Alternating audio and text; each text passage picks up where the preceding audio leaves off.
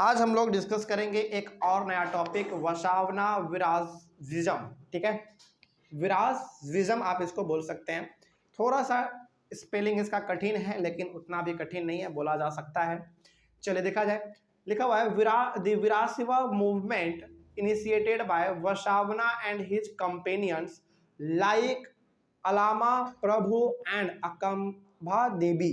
समझिएगा ध्यान से यहाँ पे क्या बात हो रहा है। ये थोड़ा सा वर्ड जो है कठिन है, थोड़ा सा लंबा भी है, इसका प्रोनाउंसिएशन भी थोड़ा सा कठिन है, लेकिन इसमें डरने वाली बात नहीं है। समझिए इसको ध्यान से, क्या लिखा हुआ है। देखिए लिखा हुआ है द विरासिवा मूवमेंट, यानी कि एक मूवमेंट हुआ था। एक मूवमेंट का मतलब होता है कि कुछ लोगों को एक साथ जोड़ के, इकट्ठा करके किसी के बारे में या फिर किसी चीज़ों के बारे में बोलना या फिर उसके लिए कुछ परफॉर्म करना, इसको हम लोग कहते हैं मूवमेंट। तो द विरासिवा मूवमेंट, तो विरासिवा मूवमेंट एक मूवमेंट का नाम है। इनिशिएटेड बाय वसावना, और किसके द्वारा किया गया था? वसावना के द्वारा किया गया था, एक आदमी का नाम है। एंड हिज कंपेनियंस, और उसके कुछ साथियों के द्वारा। लाइक उसका साथी कौन था? अलामा प्रभु एंड अकम्बा देवी। इसका मतलब यहाँ पे हो गया कि विरासिवा एक मूवमेंट का नाम है जो कि कुछ लोगों के द्वारा किया गया होगा। और वो किसके द्वारा किया गया था? पहला तो वसावना के द्वारा किया गया था, और उसके कुछ साथियों के द्वारा, जैसे कि उसका साथी थे हमारे अलामा प्रभु और अकम्बा देवी। ठीक है, आगे बढ़ते हैं फिर। This movement began in Karnataka in the mid 12th century. और ये जो मूवमेंट था, ये मूवमेंट कर्नाटका में शुरू हुआ था, वो भी 12th सेंचुरी के बीच में। बात समझ में आ गई? 12th सेंचुरी का बीच का कहने का मतलब यहाँ पे ये है, मतलब कि 1150 के आसपास। ठीक है, इस बात को आप ध्यान रखेंगे, 1150 के आसपास ये मूवमेंट शुरू किया गया था। उसके बाद The Virasivas argued strongly for the equality of all human beings against Brahmanical ideas।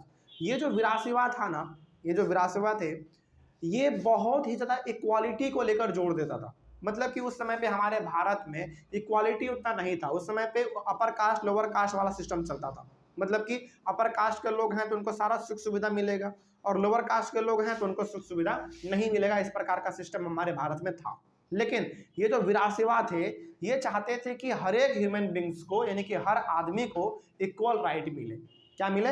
Equal right against Brahmanical ideas. Brahmanical ideas का मतलब ये हो गया कि उस समय पे जो ब्राह्मण लोग हुआ करते थे, पंडित लोग जो हुआ करते थे, उनको उस समय पे ज़्यादा राइट मिलता था, उनको उस समय पे ज़्यादा अधिकार मिलता था। वो जो चाहते थे वो अपना कर लेते थे, लेकिन जो छोटे कास्ट के लोग थे उनको उतना करने का मौका नहीं मिलता था।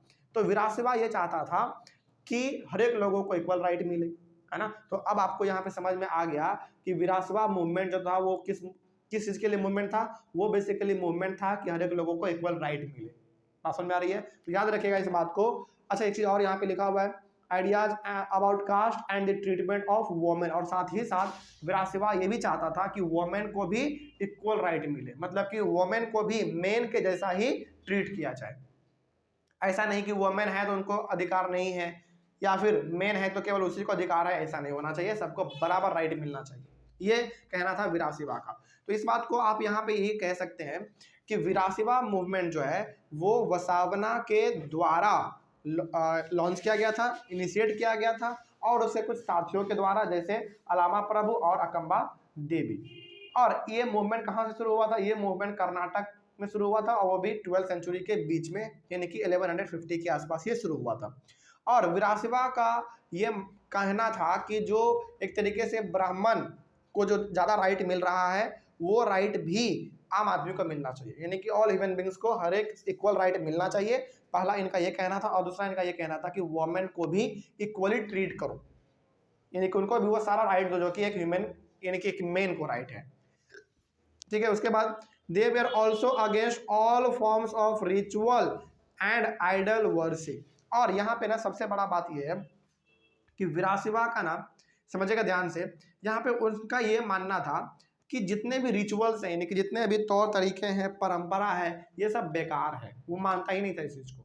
और दूसरा चीज़ of ritual and idol worship, और वो ना मूर्ति का हम लोग पूजा करते हैं ना, लेकिन वो ऐसा इंसान था जो कि मूर्ति के पूजा को विश्वास ही नहीं करता था। यानी कि उनका यह मानना था कि मूर्ति का पूजा करना एक तरीके से बेवकूफ़ी है, ये उनका ये मानना था उस समय पे। बात समझ में आ रही है? तो ये चीज वो मानते थे, यानी कि वो जो है ना मूर्ति पूजन के एक बिल्कुल खिलाफ थे। वो अब किसी भी प्रकार के मूर्ति को, हालांकि मूर्ति मतलब देवी देवता का मूर्ति को वो पूजना ही नहीं चाहते थे, और वो हर प्रकार के रीति रिवाज के खिलाफ थे। वो नहीं चाहते थे कि ये सब चीज हो। ठीक है, ये हो गया हमारा। चलिए आगे वाले क्लास में बात करेंगे द सेंट्स ऑफ महाराष्ट्र, यानी कि महाराष्ट्र के साधु ऋषि मुनि, इसके बारे में हम लोग बात करेंगे अगले वाले क्लास में। Thank you very much.